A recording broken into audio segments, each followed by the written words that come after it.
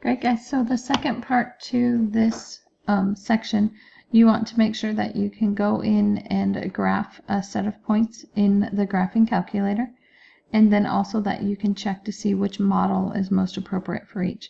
So you want to make sure that you're checking both your R squared and your R value to see which of those two is the best model for your data. And then you want to also be able to go in and write the equation of the best model. If you can't do that in your graphing calculator, you absolutely need to go in and ask Miss P to give you a hand to show you how to do it again. Without being able to do that, you're going to miss out on an entire section of the quiz and probably not be proficient. Okay, next on the list, you are also going to want to be able to solve a system by graphing. Probably the fastest way to do this is going to be to either graph it in your graphing calculator or on a system like Desmos. You should probably also still be able to graph it by hand by finding the intercepts and then also finding the roots of the equation if it's a quadratic, and then also finding the vertex. You should remember from the last unit on how to do all of that. And then also you should be able to do the same with a straight linear equation. In the sake of time, I'm going to go ahead and use Desmos to do the graphing on this one. I'm going to write both my equations down over here on the side. I've got y equals x squared minus 4x plus 3, which of course is a quadratic equation, and then negative 3x plus 5, which is a linear equation. If you don't remember, the reason that I know that is because this has an x squared value, and this one just has a single x. So I'm going to go ahead and pop over to Desmos and graph them from there. So like I said, I'm over at the Desmos.com site, and you also could do the same thing here, like I said, on your graphing calculator, or you could also achieve the same piece by graphing them by hand on a sheet of paper, just depending on what your circumstance needs. If you don't know how to graph the equations by hand on paper, you should make sure that you go back and review those sections. So first here, the first equation we have is the parabola x squared minus 4x plus 3. So I went ahead and graphed that one. You can see that it has two roots down here at positive 3 and positive 1. And then it also has a y-intercept here at positive 3. You can also see that the vertex of the parabola is sitting at 2, negative 1. Our second equation here is a linear equation. It has negative 3 as a slope, and then it crosses the y-intercept at positive 5. So if I were graphing this by hand, I could make a table of values and be able to graph those. So when we go in and look at this one here, you can see now that there's an intersection between our parabola and also our linear equation. You can see that the two cross over each other at negative 1 and 8, and they also cross over here at the vertex of the parabola, which is at 2 and negative 1. So our two solutions for these are at 2 and negative 1, and also at, let's see, that's negative 1 on the x-intercept, 6 and 7 on the y. So let's try that again. That's 8. Good thing I double checked. Okay, so this would give us our solution for graphing these two equations together.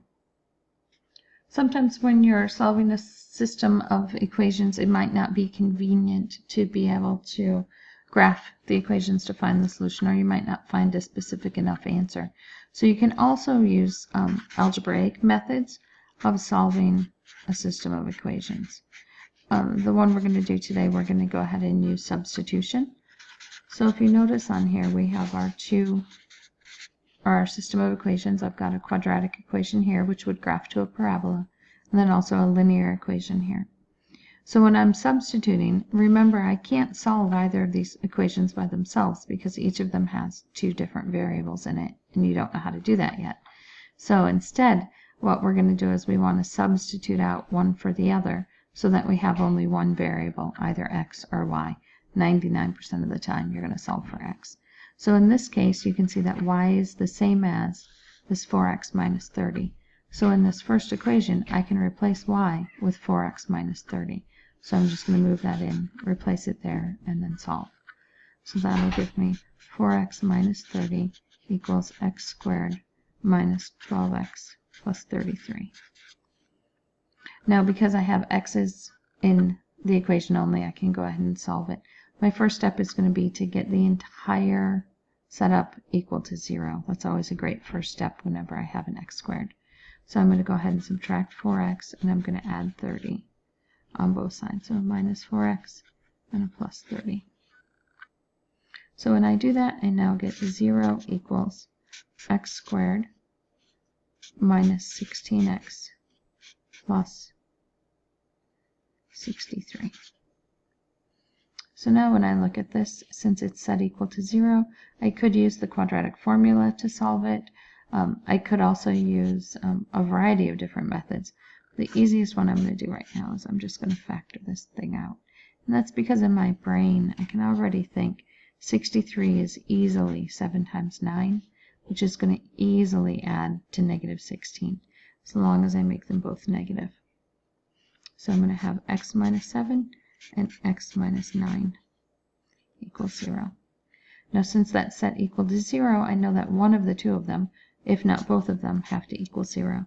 So I'm going to have an x minus 7 equals 0, x minus 9 equals 0, and then when I solve, I'll get x equals 7 and x equals 9. That means when I'm looking here for my solution for this equation, one of my 2 points has x as 7, and the other one has x as 9. Now, in order to find the y value for each of those, all I need to do is take this x value and plug it into either of these 2 equations, and it'll give me the y value. Now, I'm going to go ahead and plug it into the simpler of the 2 equations, so I'm going to use the y equals 4x minus 30. So I'm going to have y equals 4x minus 30 here. I'm going to draw a little line around there so you can see it. And so when I do that, it'll be y equals 4 times 7 minus 30. So that equals 28 minus 30. And so my y equals negative 2.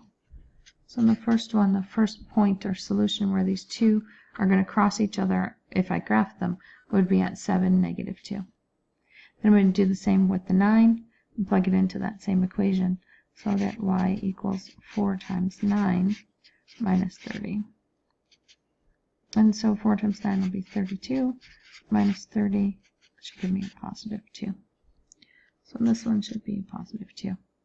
So if I were to graph these 2 equations out, I would have one that was a parabola, one that was a straight line, and the point where they would cross would be at 7, negative 2, and at 9, 2. So that's a rough sketch of what my solution would look like. That brings you guys through to the end of these 2 sections.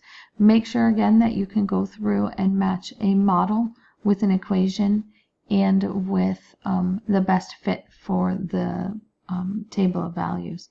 If you have other questions, you should just stop and let Miss P know before you do your entrance ticket and take your test.